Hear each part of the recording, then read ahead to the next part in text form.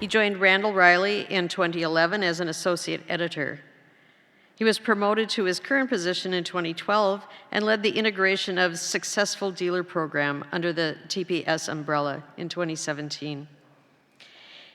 He's the Commercial Vehicle Solutions Network Committee Chair, has served as a Technology and Maintenance Council Task Force Secretary for the American Trucking Associations, and participates in many industry organizations. He lives in suburban Chicago with his wife and his son. Today, he's here to moderate this panel of stakeholders in the transition towards zero-emissions commercial trucks. Come on up, and I know you're going to be introducing the panel, so thank you. Thank you. Yeah, we have a wonderful panel today. I'm really excited to have everyone come up. Aaron, if you want to come up first.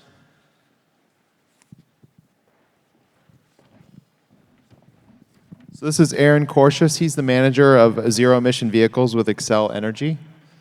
Next, Erin Cagle. She is the chair of the Minnesota State Sustainability and Infrastructure Policy. Then we have Jennifer Davis, senior EV charging sales manager with PACCAR Parts. And Sean Hennebrey, director of technology sales from Kenworth, who you met earlier. Because Sean was up here earlier, I'm not going to have him introduce himself, but Jennifer, I'll go to you, and you guys can just kind of walk through one at a time what you do in your role and how you're sort of in the sustainability, zero emissions world. Yeah, go ahead. Absolutely. So again, my name is Jennifer Davis. I am the EV charger sales manager at PACCAR Parts. So I help dealerships and customers best fit chargers for their application and their needs. So making sure that they understand what's needed from a charger and infrastructure standpoint and see how PACCAR Parts can help them best with their infrastructure. Erin? My name is Erin Cagle. I represent District 39A, just a little bit further north here. And as chair of the Sustainable Infrastructure Committee, I created a task force that really is focused on coordinating and collaborating on these giant infrastructure projects, but also have been working a lot on the Clean Transportation Fuel Standard for the past year. And I'm really looking forward to the input and feedback that you guys have to offer when it comes to that policy that we're going to be working on. Aaron? Great.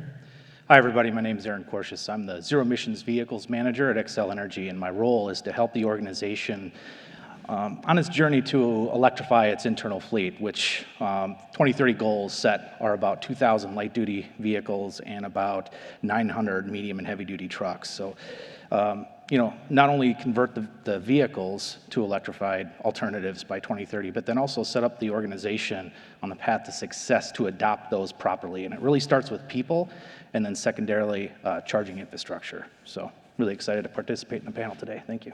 Okay, great. This question is going to be for everybody. Sean, I'm going to start with you. Where is battery electric hydrogen adoption coming from today? Who's buying these trucks right now? Where are they at in the road? Yeah, I think geographically, you're looking at a lot of the adopting states of the California regulations. Southern California is the heart of this right now. That is where the majority of these are going, but it's not exclusive to California by any means. We have truck sales all across the country, including here in the Midwest. And a lot of municipalities, I would say, are early adopters of this technology. But it can really range from the biggest fleets, your Knight Swifts of the world, down to your fleet's under 50 trucks. And those are some of the customers that actually qualify for some of the best grants and incentives.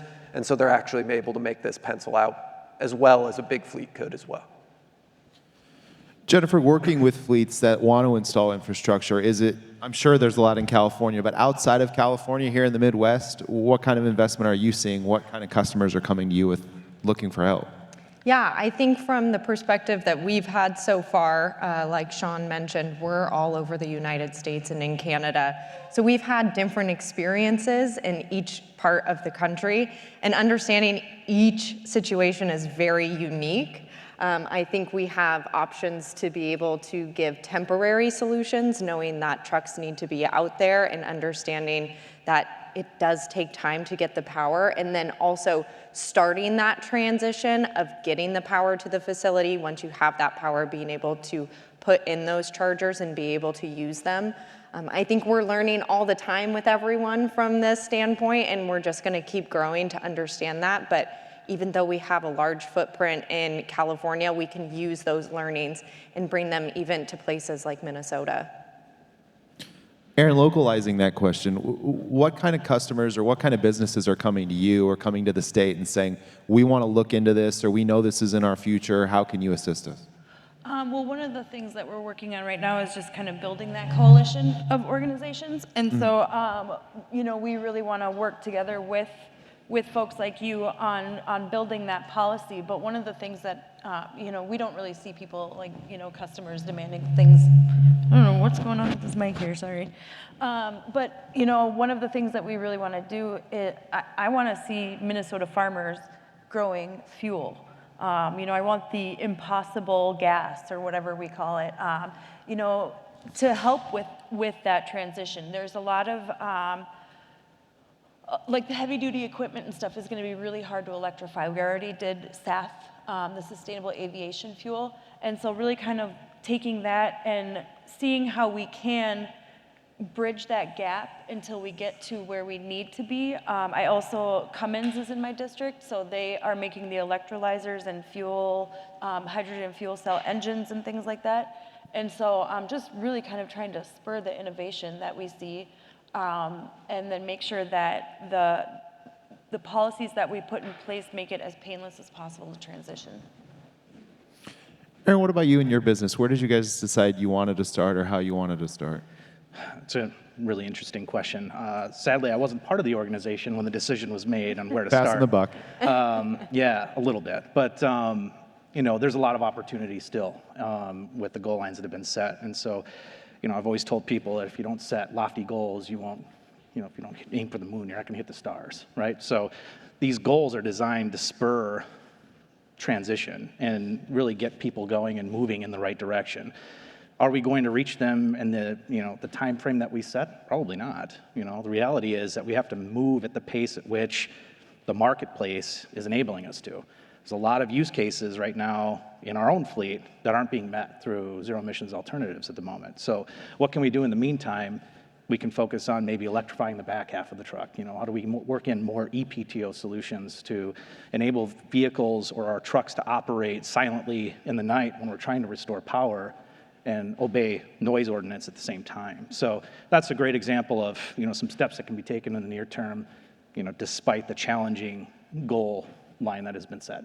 So if someone here in the room came up to you after we were done here, or during the ride and drive, and said, you know, where do I start? What do I do? Was that what you kind of advised? No, so, you know, really when you're going to start this out, when I joined, I'll use the first bucket truck landing as an example here. Our first electric bucket truck landed before I joined. It landed in a distribution organization that didn't really get the level of engagement that was required to help them understand what the capabilities of the truck were and how to operate it and where to operate it and when to operate it. That led to a lot of frustration.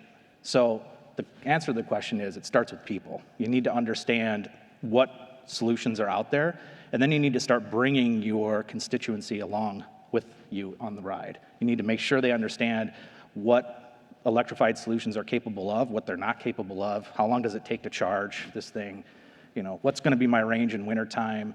You know, all of these things need to be communicated up front, so it's a people-first approach. That's where you start. I'm going to come back down to you, Sean. Same question. If somebody in this room comes up to you and says, you know, I know this is coming in the future, how do I determine which vehicles in my fleet need to go electric or hydrogen first? What advice would you give them? How do you determine the best way to step into the water? Yeah, I think for a long time we just kind of built trucks customized to the operation of the customer, and that's how it worked, and it's great, and we're custom truck manufacturers, so we're really good at that. Now the customer kind of has to work with us and describe their operation, and then we kind of figure out where these trucks can actually fit into their operation. And so it's picking off the low-hanging fruit, the shorter routes, stuff that will come back to base every night and charge, and have that availability to charge regularly, and that isn't particularly weight sensitive. Those are all kind of the things, the factors that you are taking into account as you figure out which of these trucks you can select. And then on top of that, your compliance. Where are these trucks going to be operating, and how many do you actually need to start adopting at what year to be compliant with the regulations of that state or federal regulation? How did Kenworth determine which electric trucks it wanted to bring to market first? How much was communication with states or legislators or regulators or just fleets to say, we want to come with the K270, 370, so on and so forth? Yep. We do a practice called customer counsel.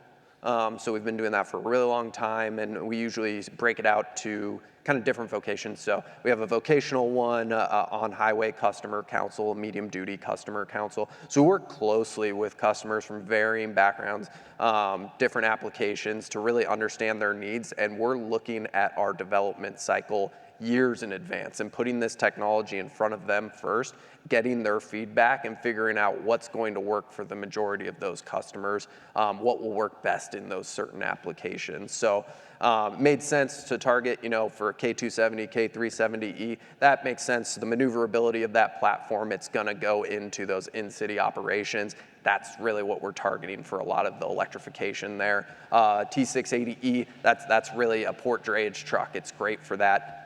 Again, great for in-city pickup and delivery application.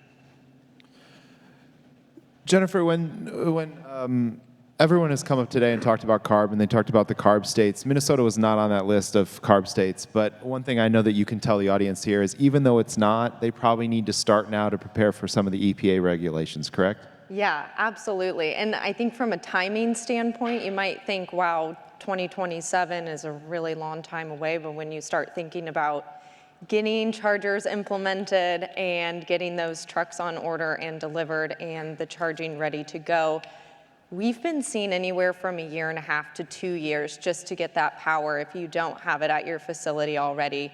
With this DC fast chargers that you will need to be able to charge the trucks, you're looking at 480 volt 3-phase, which we've seen in our experience about 80% of the people who are looking at getting these chargers don't have that at their facility.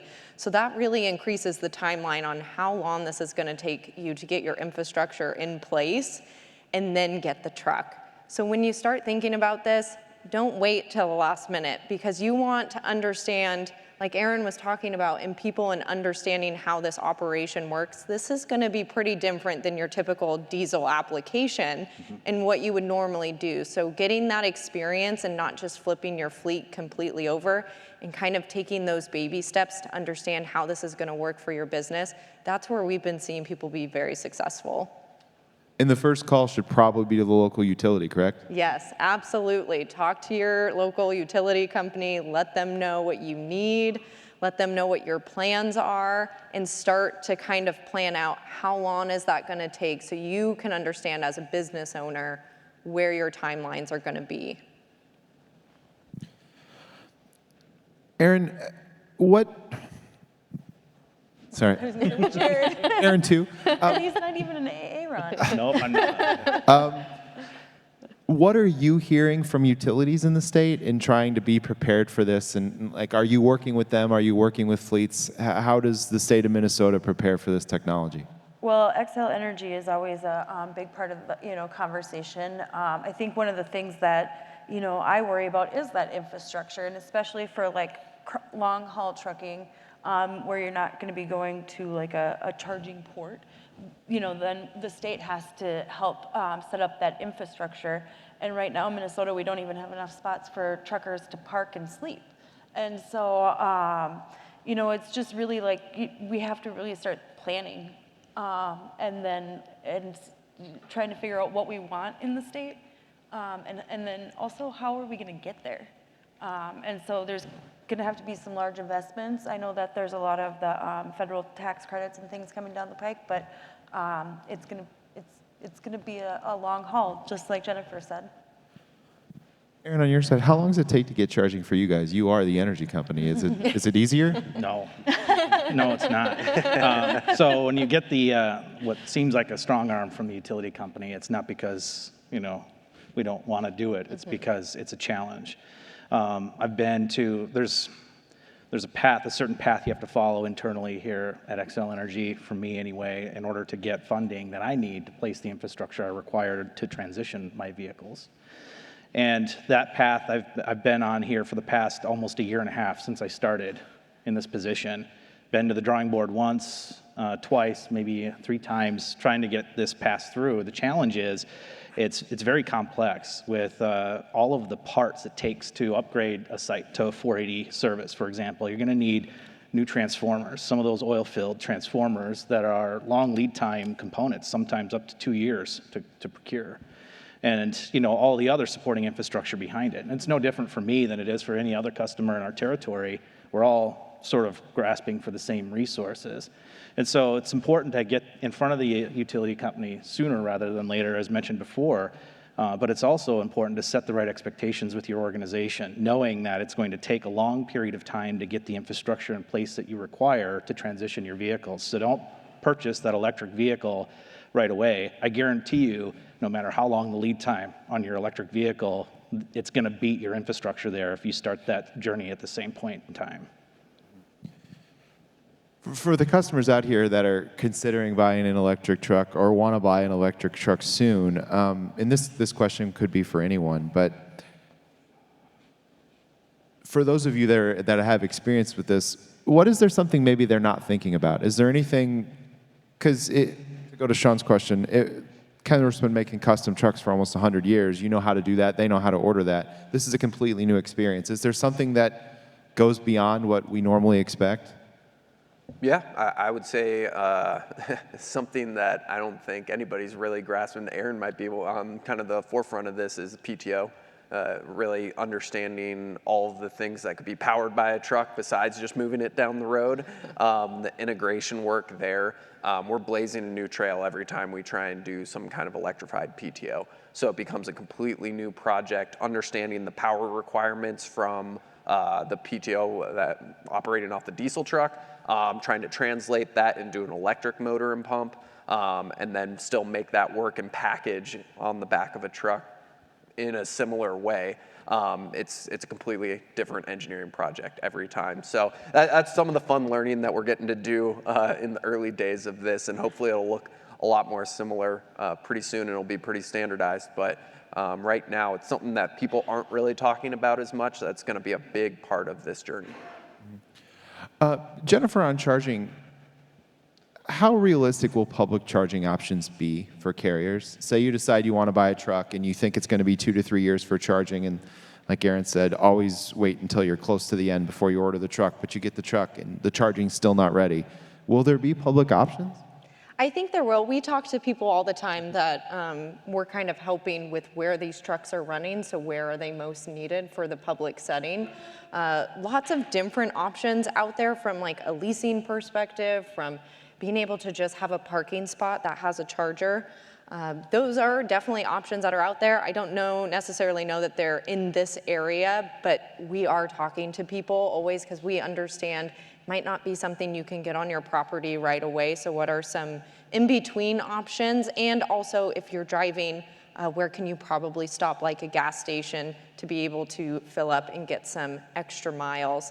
I did also want to add to your last question that you had, something from a charging perspective that maybe not a lot of people think about is the handshake between the truck and the charger, and understanding that it's kind of the wild, wild west right now, which is what we always say, but there's no rules and regulations when it comes to the software side of things with the truck and the charger. And so even we have partners with ABB and Heliox just to understand how is our truck going to react to these chargers. Is it going to be able to make that connection and be able to keep charging the way it's supposed to? And you could go to a public charging station and that might not be the case. So just understanding that interoperability testing, I know we talked about it a little bit today, but that's really important, and understanding, is the truck going to be able to communicate with whatever charger I decide to work with? So that's why when Kenworth and PACCAR Parts are working together, we're kind of building that solution to let you know you can feel comfortable with that. But if you do go with other solutions, that's definitely something we encourage you to think about, to make sure that that has been tested and that you're talking with reliable charging companies that are going to be there and going to be doing that testing with whatever vehicle you're looking to charge. Yeah, something you said inspired me. You know, when you're thinking about infrastructure and placement, you know, one thing to be paying attention to is how compliant or OCPP compliant is it, and what sort of fidelity are you going to lose in terms of data if you decide to go with multiple different charging providers and then aggregate that through a third-party integrator of some sort, some data integrator, you know, which is certainly an option and going to become more prevalent as these private infrastructure pieces grow. It's a key component to any organization's charging strategy, arguably in front of or alongside of maybe home charging, with public charging, from my perspective, being the fallback, or maybe, you know, even if it can be called a safety net. Because at the end of the day, especially from a utility perspective, we need to have charging that's reliable and that we can count on, and we know that it's always going to be there and on and ready and running, versus showing up at a charging station that you can't handshake with, or somebody's lopped a cable off of it. So it's you know, a lot to think about as you're exploring this. Question for you, and then probably for Sean. What are you guys finding for range in this area? Because the range in Southern California is going to be a lot different than Minneapolis in February. Yeah, so I can lean on some experience with our bucket truck. In the wintertime, we took that out, and the same group, sadly, that I spoke about before, they took it out, went maybe 12 miles, and they were full charge when they left. When they got to the site, it had dropped, the charge had dropped dramatically. And then on the way home, sadly, it ran out of charge, and we ended up having to haul it back to the depot. And this was responding to an outage situation, so not a great showing for our first bucket truck experience with those guys. But come to find out, the issue wasn't necessarily with the range itself. It had more to do with an error in the software for the battery management system on the truck, which we had to work with International for a long period of time to get corrected. Once we did get it corrected, though, we were able to quickly implement that correction for our Colorado truck and avoid that. In terms of range, though, I mean, you know, wintertime range degradation is real.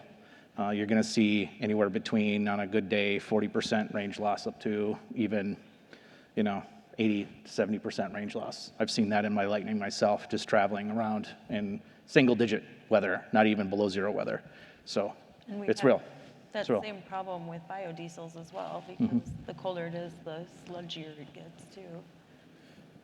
Aaron, to jump on that, do you see, though, biodiesels, renewable diesels? That was a big topic of conversation with some of the morning sessions. Do you see that being viable here in Minnesota or nationwide? I absolutely see it viable here in Minnesota. We're an agricultural state, you know. All of the corn and ethanol and soybeans and, you know, hopefully down the road, camelina and some other cover crops that we can start to, you know, use as biofuels. But I want to see Minnesota farmers make money off of this. You know, I want them to use their cornfields as a way of restoring soil health and water health. And so the more that we can incentivize some of the regenerative farming practices and this, you know, lowering the CI scores, you know, I want our farmers to grow our gas. How can your farmers and the people in this room who want diesel engines, how can they communicate with government to support that? So that's, I think, a really key thing. We need to bring together a large coalition of organizations that might be kind of strange bedfellows, you know, having the trucking industry work with Fresh Energy. But I think the more people we can bring to that table and have advocate on the behalf of biodiesels and renewable fuels, I think that's really going to be a key. We need folks up there saying this is important. You know, I don't have a car payment right now, and I don't plan on, you know, I don't have the capital to go buy a Rivian, and I think that's kind of the situation that a lot of people are in. These are expensive products, and some people just, you know, like engines. My husband's one of them. He's, you know, always tinkering with something and wants to hear the noise. And so, you know, we have to kind of have that reality check that we're probably always going to have some sort of internal combustion engine. The goal is just to try and mitigate as much as possible the greenhouse gas emissions. And then whatever we can't mitigate, then we need to, you know, offset. This is kind of jumping off what Laura said with the legislative fly-in and getting in front of legislators, getting in front of regulators, showing them how challenging this is going to be, how fast it is, how expensive it is. Is it possible to really create change, whether it's in Minnesota or nationwide, or is EPA 2027 coming no matter what?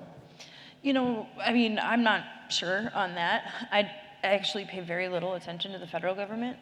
States where it's at, we actually get stuff done.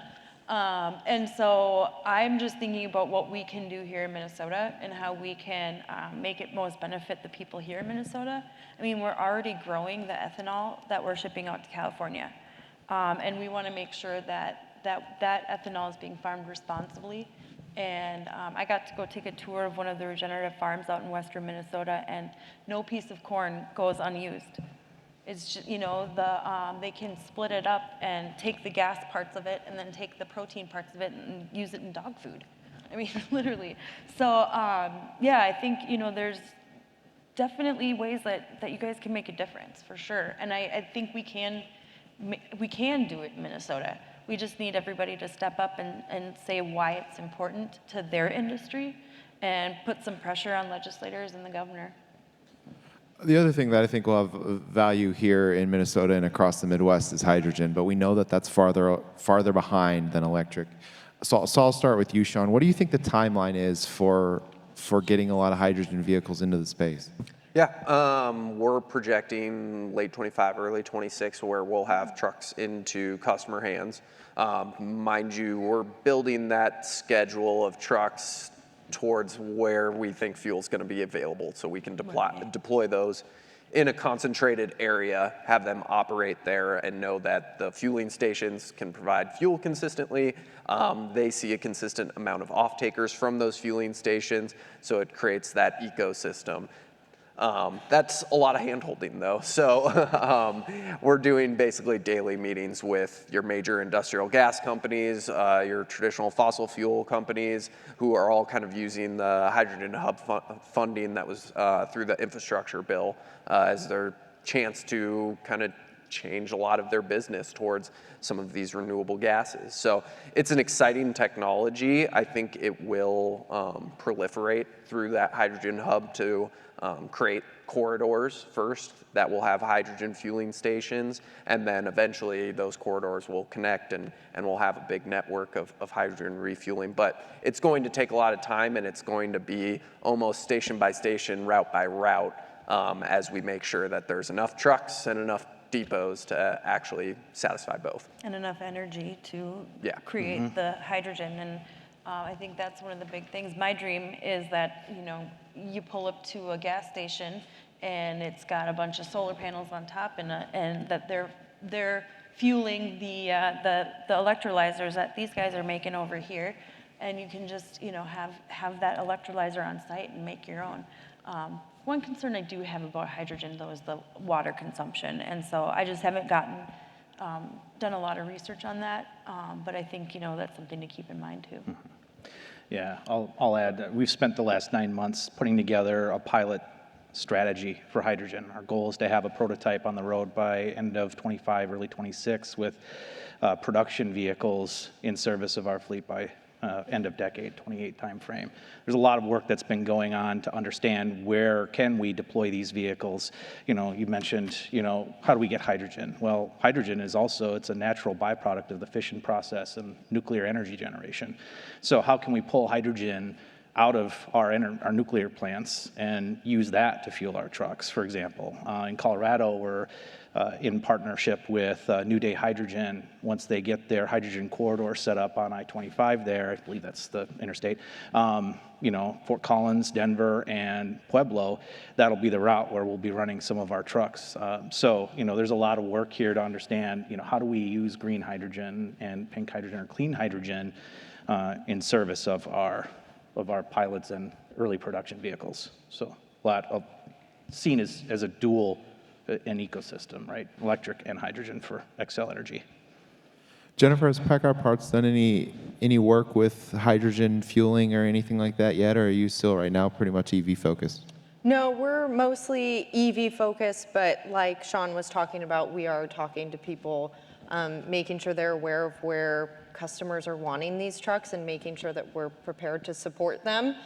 So even though it might not be a fueling sense on PACCAR parts side as of right now, that could be making sure that we have parts at the dealership to be able to support the trucks, servicing them, and making sure we have a support system for the trucks that are running out in the real world.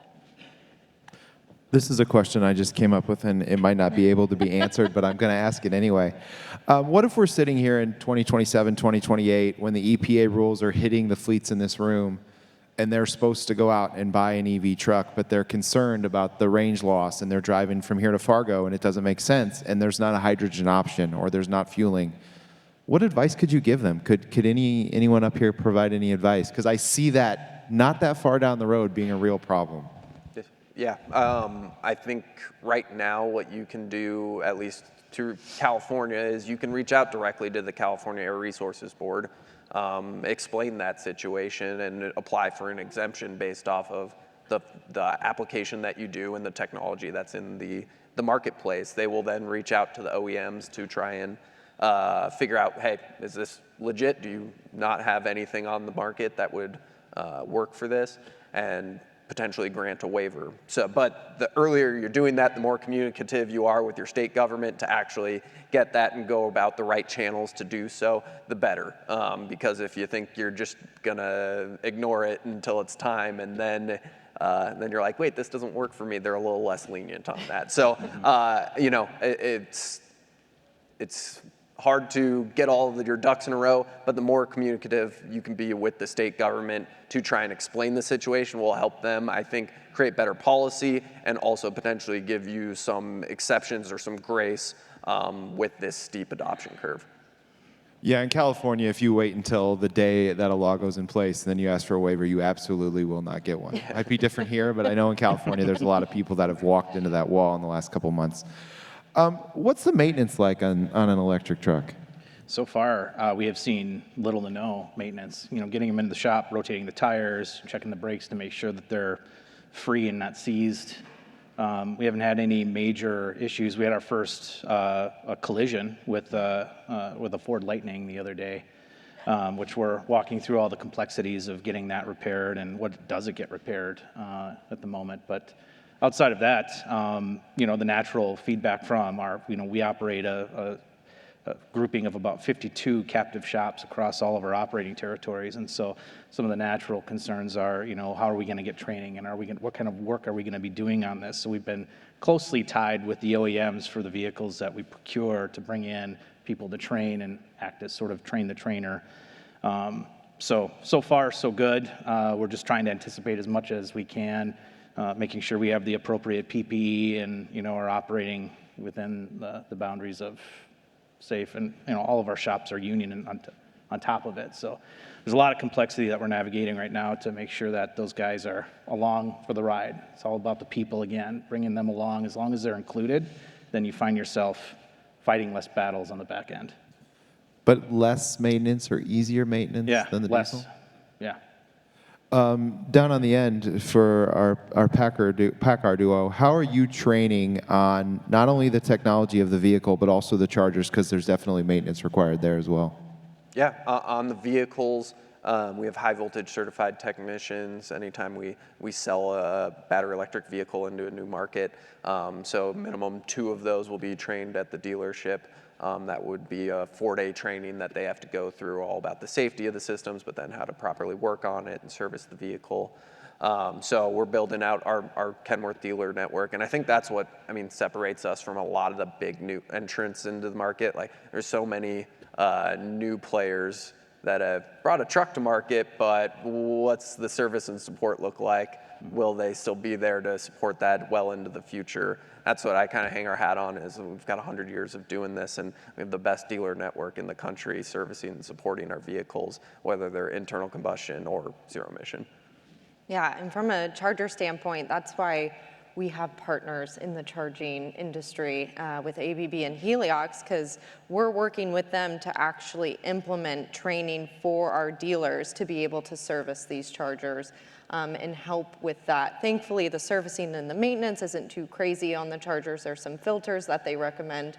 But if something does happen, We have service level agreements in place through PACCAR Parts with these partners as well to make sure that uptime is really important to us, just like we know it's very important to you, and making sure that we keep that from a standpoint of we have that promise and we want to give that to you from the OEM side of things.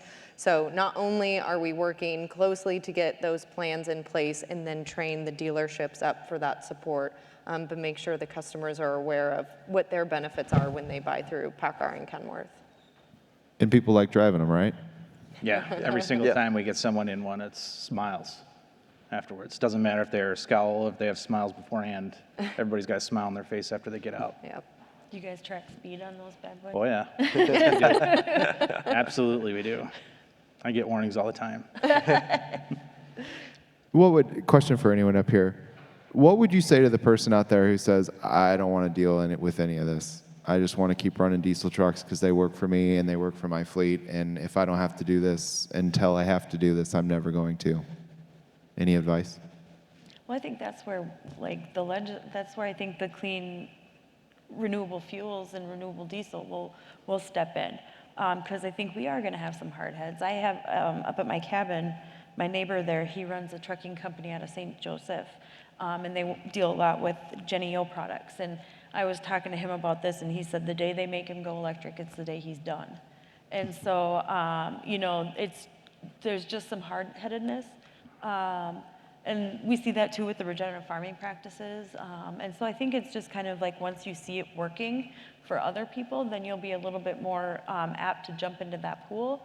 But I think then at the same time, we really do need to start, you know, investing in renewable diesel so that we can not only keep those trucks on the road, but also the heavy duty equipment like the, you know, construction equipment. I think, you know, that's not something that's going to be able to be replaced real quick. What about cost? We haven't really talked about cost, but that's the 8,000 million pound gorilla in the room, how expensive all this is going to be. From a purchasing perspective of someone who's bought them and then someone who's selling it, how can a customer get grants, incentives, financial support to make the investment in this technology? Yeah, so, you know, fortunate enough to be backed by a really robust team. I have a team of 4 that helps us on all of this. And one of the people on our team, one of their responsibilities was tracking all the grants, incentives, and everything available in all of the state levels and federal levels. And, you know, we're trying to, you know, pull as much of that in to save our ratepayers as much money on this as possible. You know, it's not something we can directly tie to the capital because of the way that, you know, you spend the capital, but then the incentive comes later. Then how do you absorb that and reconcile? But you know, we're spending a lot of time understanding what's out there and how can we take advantage of that, not only from a vehicle perspective, but also a charging infrastructure placement perspective. So, you know, my advice is that if you don't have, you know, the resources in-house like we have, there are plenty of organizations out there that do. I think Sean and team mentioned that they've got grant writers on their team that you can take advantage of through the dealerships. I'm probably speaking for them now, but at the end of the day, there's not only from the dealership perspective, there's fleet management companies out there willing to take this on for you as well. So, you know, start, you know, poking and prodding and looking for those resources outside of your organization to help you out so it's not just a side-of-desk project. Yeah, And from a TCO perspective, I mean, we kind of talked about the maintenance savings already. Fuel savings is real. It's pretty dramatic how much you can save just on electricity versus buying diesel at the pump. So you've basically effectively flipped the TCO model where at one point you bought a relatively inexpensive truck, but your maintenance and your fuel, your driver, those are your big cost factors over the life of the truck. Well, now your purchase point might be a bit higher, but now you're working backwards, so you're getting savings over the life of the truck over those 2 factors. But really, you still need those grants and incentives for it to become diesel parity at this point. And there's stuff from the national level, from the EPA or the Department of Transportation that is available around the country. And then there's state level funding. I know our team has worked even with like state of Washington, for example, to implement a new voucher program that'll go into effect this year. So we're trying to, you know, capture what's already out there and help influence and create this money to be available to the people who are going to need it to transition their fleet. Yeah, I just want to mention too that now's not the time. I mean, despite all the incentives and everything out there, it's great to bring the cost down. But right now, what you're paying for is your education. You know, pulling in electric vehicles now, early, or other alternative fuel vehicles early, affords you the education to become more strategic later on. So when price parity becomes, you know, as time goes on, you're going to see costs for diesel or conventional vehicles rise, and you're going to see some of this other cost come out of electric vehicles or new technology as well. And once that line crosses and it starts to pencil out, you're going to have the education to make the right decisions and, you know, work these into your fleet a little bit more naturally, where maybe you don't need additional resources at that time. You can just rely on your own. And Jennifer, there's incentives not just for vehicles, but also for chargers, correct? Charging and infrastructure, yeah. So we, with our partners, QMerit and ABB, they help us with writing those grants and being able to identify them as well. So that's really great too, from a perspective of they're in the industry, they know what's going on, they can help us walk through all of that. So not only are you getting help from the truck side of things, but also on the charger and the infrastructure side. And Aaron, in the state, is there anything that a Minnesota carrier could do or reach out to someone within the state to get some guidance? Well, last session we created a position, the federal funds coordinator within MMB, and so his job is to see what kind of IIJA, IRA, CHIPS Act money that we can get into the state. And so I know that they put together a dashboard, and so just looking to see what kind of opportunities through the IRA or IIJA, I think IRA would probably be the better bet, to take advantage of. And there's also, the energy to charge it. There's programs that they're offering about direct pay from the IRS for clean upgrades in, energy production. And so there's lots of opportunities out there. I think the hard part is just sifting through them all. Okay. I don't know what our time was. Are there any questions from the audience? Yeah, absolutely. I've had quite a few conversations in that realm of things. So when we work with QMerit, they do need written consent or to be able to speak to the owner of the facilities. There's a couple of different things. So if they are willing to do something like that, we can help with those conversations, help them to understand what that's going to look like from a perspective of cost. So QMerit will come in, do a site assessment, be able to write up a whole quote, design plan to be able to show you and give the landlord and say, this is what we're looking at. Whether that's the tenant pays for it or the landlord pays for it, whichever that happens, but you can have those discussions. But we give them all the information and are able to walk them through that whole process of what that would look like on their facilities. Now, from another perspective, we also have people who put in temporary charging solutions so that you're not having to do that fixed infrastructure that maybe is going to cost a little bit more than what you want it to. And then if you do leave after 2027, you're able to take that charger with you. Mm-hmm. So we do have options depending on what their kind of feels are for putting something at their facility. Aside from the palletized solutions that they're talking about, there are mobile charging trailer solutions as well that we just purchased 2 ourselves. Our first one landed here in Minnesota actually just yesterday, and then we have another one in Colorado. So we're exploring how do we incorporate more mobile charging solutions into our overall charging strategy, because we know today where our traffic patterns lie, and that's how we form our notions of where to start electrification and where to place charging stations. But that's going to change over time. And so we're going to need to be able to move charging stations around to different sites as needed and have temporary infrastructure in place. So that's a great option for a leased. We have a couple of leased sites, believe it or not, in our network, even though they're outside of our network, if that makes sense. But we can have, where we're exploring more temporary solutions rather than permanent, because why would we want to make an investment in someone else's property? Is a giant storage battery, basically? Yeah. Cool. Yep. All right, well, let's give these guys a round of applause. Oof,